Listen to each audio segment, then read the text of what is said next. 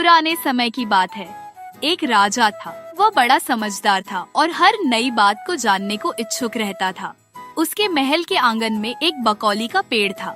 रात को रोज नियम से एक पक्षी उस पेड़ पर आकर बैठता और रात के चारों पहरों के लिए अलग अलग 4 तरह की बातें कहा करता। पहले पहर में कहता, किस मुख दूध पिलाऊं, किस मुख दूध पिलाऊं।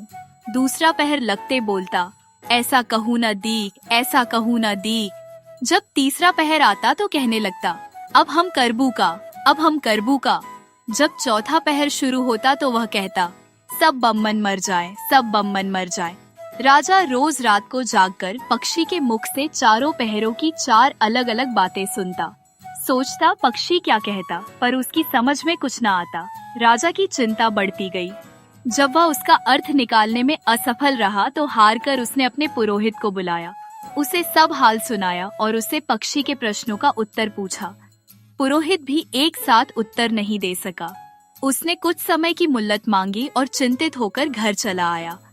उसके सिर में राजा की पूछी गई चारों बातें बराबर चक्कर काटती रही। वह बहुतेरा सोचता, पर उसे कोई जवाब न सूझता। अपने पति को हैरान देखकर ब्राह्मणी ने पूछा, तुम इतने परेशान क्यों दिखते हो? मुझे बताओ, बात क्या है? ब्राह्मणी ने कहा, क्या बताऊं? एक बड़ी ही कठिन समस्या मेरे सामने आ खड़ी हुई है।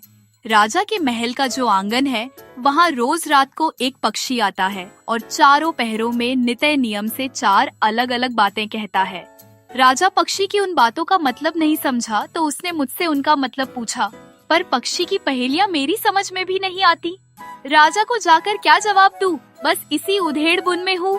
ब्राह्मणी बोली, पक्षी कहता क्या है, जरा मुझे भी सुनाओ। ब्राह्मणी ने चारों पहरों की चारों बातें कह सुनाई। सुनकर ब्राह्मणी बोली, वाह, यह कौन कठिन बात है, इसका उत्तर तो मैं दे सकती हूँ। चिंता मत करो, जाओ राजा से जाकर कह दो कि पक्षी की बातों का मतलब मैं बताऊंगी। ब्राह्मण राजा के महल में गया और बोला, महाराज, आप जो पक्षी के प्रश्नों के उत्तर जानना चाहते हैं उनको मेरी स्त्री बता सकती है। पुरोहित की बात सुनकर राजा ने उसकी स्त्री को बुलाने के लिए पालकी भेजी। ब्राह्मणी आ गई। राजा रानी ने उसे आदर से बिठाया। रात हुई तो पहले पहर पक्षी बोला, किस मुख दूध पिलाऊं, किस मुख दूध पिलाऊं। राजा ने कहा, पंडितानी सुन रही हो पक्षी क्या बोलता है? वह बोली, हाँ महाराज, सुन रही हूँ। वह अदकट बात कहता है। राजा ने पूछा, अदकट बात कैसी? पंडितानी ने उत्तर दिया, राजन सुनो, पूरी बात इस प्रकार है। लंका में रावण भयो 20, भुजा 10 शीश, माता ऊकी जा कहे, किस मुख दूध पिलाऊं, किस मुख दूध पिलाऊं। लंका में रावण ने जन्म लिया है, उसकी 20 भुजाएं हैं और 10 शीश है। उसकी माता कहती है कि उसे उसके कौन से मुख से दूध पिलाऊं। राज बोला, बहुत ठीक, बहुत ठीक, तुमने सही अर्थ लगा लिया। दूसरा पहर हुआ तो पक्षी कहने लगा, ऐसो कहूँ न दीख, ऐसो कहूँ न दीख।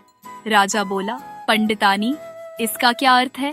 पंडितानी ने समझाया, महाराज सुनो, पक्षी बोलता है, घर जम्ब नवदीप बिना चिंता को आदमी, ऐसो कहूँ न दीख, ऐसो कहूँ न दीख। चारों दिशा, सारी पृथ्वी, नवखंड सभी छान डालो, पर बिना चिंता का आदमी नहीं मिलेगा। मनुष्य को कोई न कोई चिंता हर समय लगी ही रहती है। कहिए महाराज, सच है या नहीं? राजा बोला, तुम ठीक कहती हो। तीसरा पहर लगा तो पक्षी ने रोज की तरह अपनी बात को दोहराया, अब हम करबू का, अब हम करबू का। ब्राह्मणी राजा से बोली, महाराज इसका मर्म भी मैं आपको बतला देती हूँ। सुनिए, 5 वर्ष की कन्या 60 दई ब्याह बैठी कर्म बिसूरती, अब हम करबू का, अब हम करबू का। 5 वर्ष की कन्या को 60 वर्ष के बूढ़े के गले बांध दो तो बेचारी अपना कर्म पीट कर यही कहेगी, अब हम करबू का, अब हम करबू का। सही है ना महाराज? राजा बोला, पंडितानी तुम्हारी यह बात भी सही लगी। चौथा पहर हुआ तो पक्षी ने चोंच खोली, सब बम्मन मर जाए, सब बम्मन मर जाए। तभी राज ने ब्राह्मणी से कहा, सुनो पंडितानी, पक्षी जो कुछ कह रहा है क्या वह उचित है? ब्राह्मणी मुस्काई और कहने लगी, महाराज मैंने पहले ही कहा है कि पक्षी अदकट बात कहता है।